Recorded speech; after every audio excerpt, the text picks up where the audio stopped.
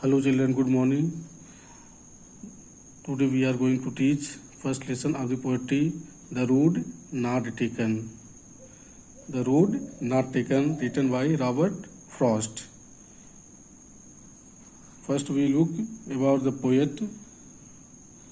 Robert Lee Frost was an American poet and playwright. He belonged to America and he was American poet and playwright. The play which we look on stage, that's called play. He was born in San Francisco, California, US on 26 March 1874. He was born in California, US, United States of America in 26 March 1874.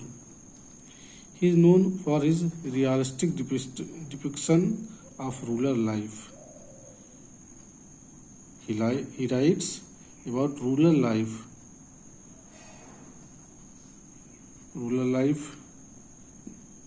He looks very carefully the life of people who lives in village. They are very common person. So he writes about such type of people who lives in the village. He writes insightfully about common ordinary experience. What he saw in his life in a common way, he writes about this. Frost died in Boston on 29 January 1963. Thus, Frost passed away on 29 January 1963. After this, we shall look about the poem.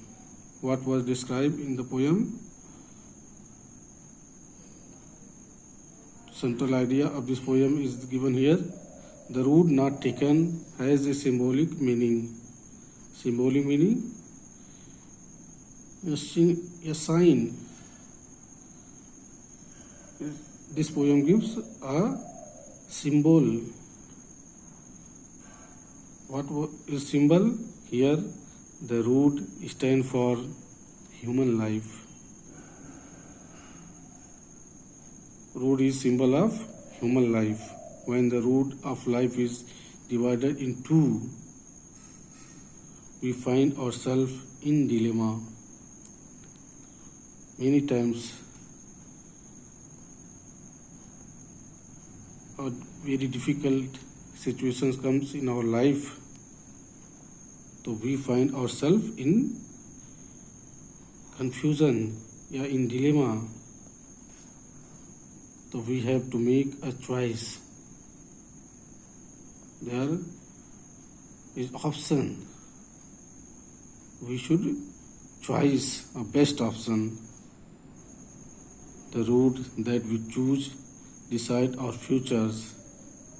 By choosing of the road that would decide our future, which may leads us to success or failure. The chosen routes can lead success or failure in our life. It depends our choice. तो बच्चों, ये poem Robert Frost द्वारा लिखी गई poem है जो हमारे जीवन के संकेत, जीवन को इंगित करती है। रोड यहाँ पर सिंबल है जीवन का। कभी कभी रोड दो भागों में बढ़ जाता है। जहाँ पर हमको जाना होता है तो वहाँ पर हम कंफ्यूज हो जाते हैं कि किस रूट को हम चूज करें।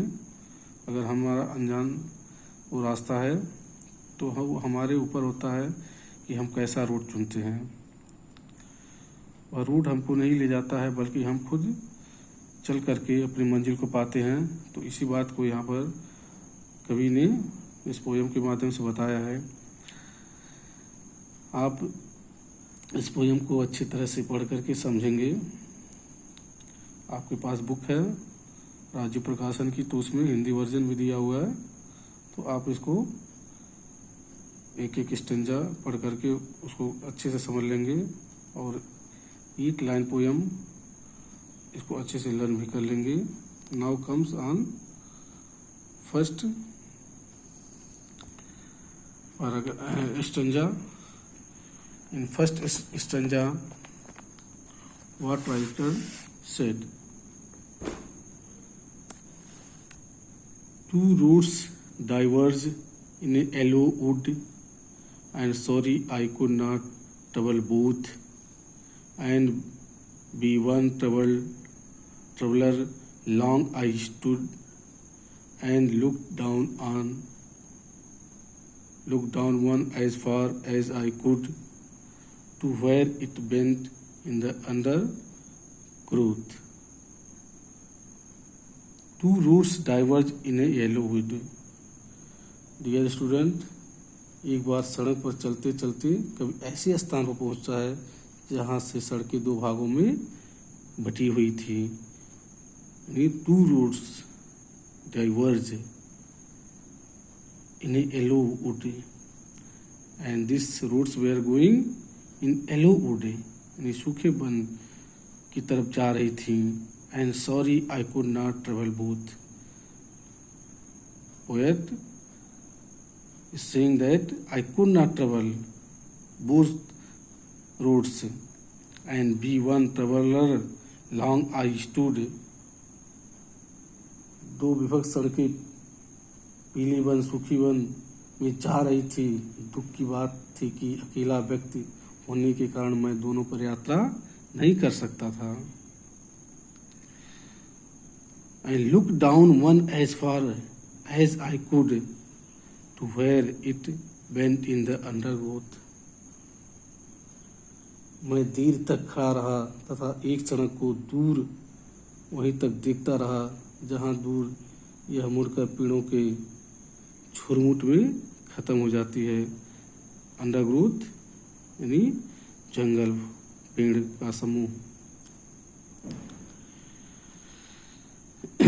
To where it bent in the undergrowth, वह अनिश्चय की एवं दुविधा की स्थिति में था कि किस राह को चुने।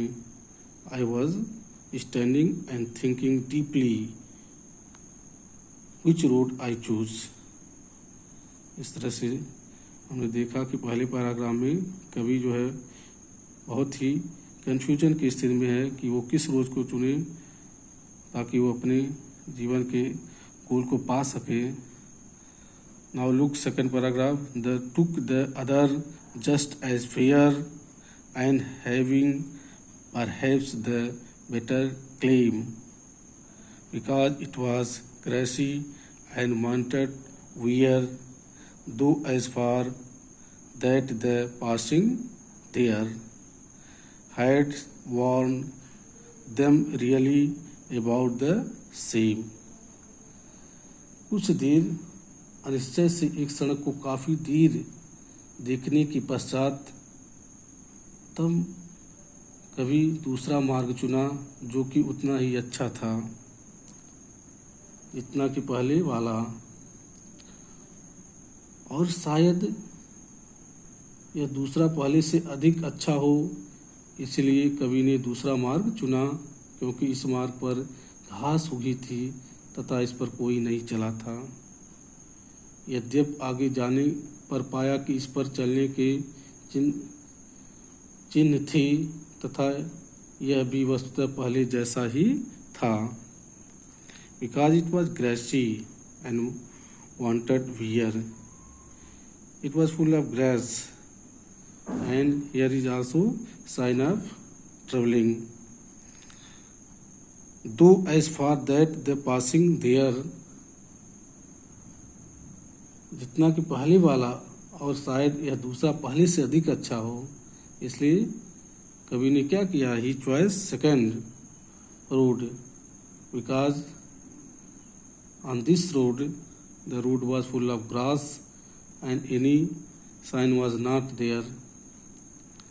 यद्यपि आगे जाने पर पाया after travelling some distance he find that इस पर चलने के चिन्ह थे, यानी somebody were traveling on this road also,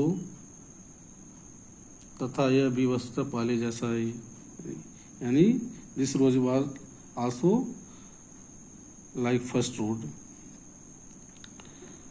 and both that morning equally lay in leaves, no step had trodden black.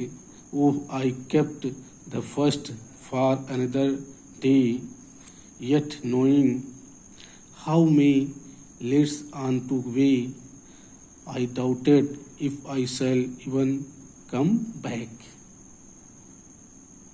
और उस सुबह दोनों मार्गों पर समान पत्तियां बिछी थी जो समान रूप से हरी थी, और किन्हीं पद चिन्हों ने उन पर कोई निशान नहीं छोड़े थे। कवि ने तब निर्णय लिया कि अरे मैं पहले वाले को किसी और दिन के लिए छोड़ता हूँ, यह जानते हुए भी कि कैसे एक मार्ग से एक और मार्ग निकल आता है। कवि को संदेह हुआ कि क्या मैं इस मार्ग पर कभी वापस आ सकूंगा। तो कवि इस तरह से डाउटफुल है कि if I should ever come back, यानी that rose I have chosen what I come back on such roads which we have left. इसको मैंने पीछे छोड़ आया। कवि इस बात को लेकर डाउटफुल है कि क्या वह वापस आ पाएगा कि नहीं।